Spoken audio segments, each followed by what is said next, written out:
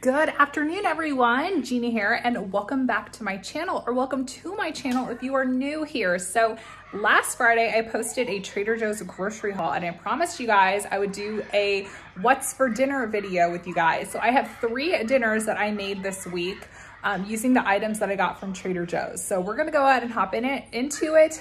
If you're not already subscribed, make sure you click that red subscribe button and drop a comment below of what your favorite dinner is that I made. These are very kid-friendly, budget-friendly. My husband loved everything that I made, so let's go ahead and hop into it. And if you have a favorite recipe from Trader Joe's, let me know, because I have been enjoying shopping in the store, and 2, trying some different recipes here in our house. So I hope you guys enjoy, and let's get into it. For tonight's dinner, I'm gonna be doing some carne asada from Trader Joe's. So what I'm gonna do for mine is I'm gonna put mine in these jicama wraps, and then I'm gonna go ahead and put my husband's. I'm gonna make him a carne asada baked pepper is what I'm thinking of doing, like a baked bell pepper. And then I have some of this corn I'm gonna mix in with his mixture, and I'm gonna have the bell peppers and onions for my plate. So I added my carne asada to my frying pan for about 1 minute on each side, and then I took it off of the burner and I'm cutting it up on the cutting board because I found that it was easier to cut while it was a little bit warm versus it being completely cold. So I'm gonna fry up some of the Trader Joe's peppers and onions. This package was $1.99, and I was able to get about 2 meals out of this guy. So I'm definitely a fan of this frozen peppers and onions you can find in the freezer section over at Trader Joe's. I think $1.99 is a great deal. Now the corn is super easy. All you need to do is put it into a microwave safe bowl, and then you pop it in for 4 minutes, you stir it up, and then you need to pop it back in for another minute, and then you are good to go with your corn. Now the jicama wraps, I went ahead and put on a frying pan just for literally like 20 seconds, not even that long, just to brown it just a little bit. And I was surprised at actually how crunchy these guys were, and they were delicious. I'm just telling you that after the fact. And then I'm adding on my bell peppers and onions, and then I'm gonna go ahead and start stuffing Chris's stuffed peppers. So I did a layering process of the corn, and then I went ahead and added in the already cooked carne asada, and then I just preheated my oven for 350 degrees. So I added the meat, and then I'm gonna go ahead and top it with some cheese as well. We only had mozzarella cheese, but it'd probably be better if you added a Mexican blend, but this is all we had. So use what you have and improvise. Go ahead and toast the meat right here.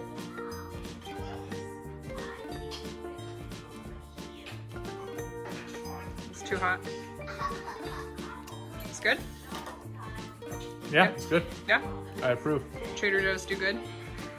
Are they paying me to say that? No.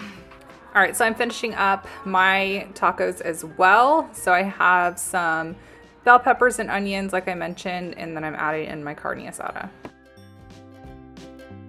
All right, so this is my final product. So I have 4 of the carne asada tacos, and then some of this corn to go along with it. So my carb source is going to be my corn, because corn and potatoes can count as a starch with the diabetic diet. So this is what I have. I'm actually going to skip cheese because I don't really think I need it. But you guys, I tried the carne asada from Trader Joe's, and it is yummy. All right, so this is the final product for Chris's. So again, I just layered the bell pepper with the corn, carne asada, topped it with some onions and peppers, and then put some cheese over top and baked it in a 350 degree oven for about 20 minutes or so. So this is how it is, and I will check in with Chris and see how he liked it. On a scale of 1 to 10, what would you rate the carne asada stuffed peppers? You want me to give my like chop style review? Yeah. I would give it a pretty strong 8. Yeah? You liked it even without rice? Yeah. Was it enough? Did you like the corn?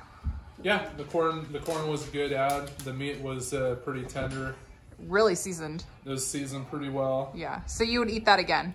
Yeah, the quality of the meat was good. Would you want it with? Mozzarella was good. Would you want it with rice, or was it fine without? It was fine without rice. Okay, cool. So tonight's dinner is homemade pizzas. So I'm actually using the dough from Trader Joe's. So this is the garlic and herb pizza dough. And then this is just the basic pizza dough right here. So on the back, I don't even really know how to do this. So let's see. Preheat oven for 475 degrees. And then you want to remove dough, place on a lightly floured surface, and sit at room temperature for 30 minutes. Then you want to lightly oil a pizza pan or baking sheet, top with your favorite toppings, and bake for 8 to 10 minutes. So that's what we're gonna do.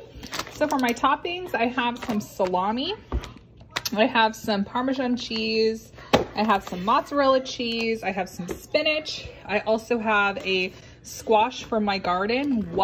Farmer Gina actually grew something, so I went ahead and harvested this one. Pizza sauce, and then I'm also gonna do a little side of these spinach tortellini too, for the kids to have. So it'll be kind of like a pizza pasta night is what I'm looking to do. So on the back here, there are no instructions on how to do, okay, cooking. Boil water, and then drain and toss and serve. So self-explanatory. So that's what we're gonna do. All right, so I am flouring a cutting board, and then I'm gonna go ahead and start rolling out my dough. I will say this was a little bit more difficult than I realized with the dough. I did not let it set for 30 minutes, even though the package said you needed to. So I think if I would have let it set for 30 minutes, then I would be able to stretch the dough a little bit more. But this was my first time working with it. So as you can see, the little fingers here are my son Sawyer's. So he really enjoyed the process of making his own pizza. So you want to just knead the dough and then flatten it out to make a pizza type formation. All right, so at the last minute, I decided I'm going to do the yellow lentil brown rice pasta instead, because there is milk in the tortellinis and I don't want Tanner to get a stomach ache. So I'm going to save this for the bigger kids. So this is really fun for the kiddos to actually get involved in too, making their own pizzas. So nice little family little activities to do. We're heading for the East Coast tonight, so pack your bags and hold on tight. Can I do that? You don't do it everywhere.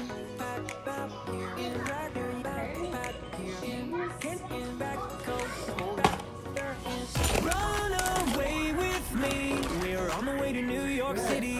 Take my hand and see, Manhattan never looks so pretty. Travel light and see the world right, you'll never know if you never go. So run away with me and say hello to New York City.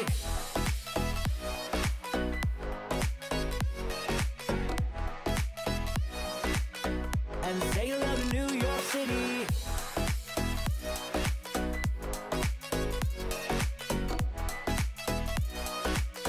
And say hello to New York City. Feet up on the dashboard. So here is the final product, you guys. So here is Chris's pizza right here. And I paired it with a little bit of pasta for him, and then I'm just gonna have mine just as is. Got the Minion and Trolls pumpkins. Aren't these so cute? My kids just did these. I got the pumpkins and the little decorating things at Target. Super cute. All right, so tonight's dinner is really easy. It is a breakfast for dinner in the Schweppe house. So I am using the pumpkin brioche, I think that's how you say it. So it's the pumpkin brioche from Trader Joe's. I'm also using the peppered uncured turkey bacon as well. Doing some eggs, heavy cream for my French toast. This is gonna be a simple dinner. It's super hot today in Southern California. We reached like 104, something crazy like that. So let me know what the weather is like where you are located so we can share and compare. Definitely not sweater weather here. It's bathing suit weather here. When I was a kid, dinner for breakfast was always one of my favorite things because it was as if we were getting dessert for breakfast. Let me know how many of you guys enjoy having breakfast for dinner. It is so easy yet so comforting. So I'm actually gonna do almond milk in my French toast batter because My boys have a milk allergy, so I definitely don't want to upset their stomachs with heavy cream. I did put some heavy cream into my eggs. So I'm also gonna add some pumpkin spice seasoning to my batter. And I think I'm gonna add some sugar-free sweetener to it too. So I'm also gonna add some of the Skinny Jordan syrup to my French toast batter. Just a little bit. Little goes a long way for sure with this stuff. So I don't do my bacon very fancy. I literally put it in the microwave because I find that it gives it the best crispy texture to it. I don't know if you guys are the same, but I love microwaving my bacon or doing the air fryer, but I don't want to get an extra appliance out, so I'm not going to do that. But I'm going to microwave my bacon so it gets really crispy. And it's harder to get crispy bacon with turkey bacon, so. Scarlett, how many pieces of bacon do you want? 3, please.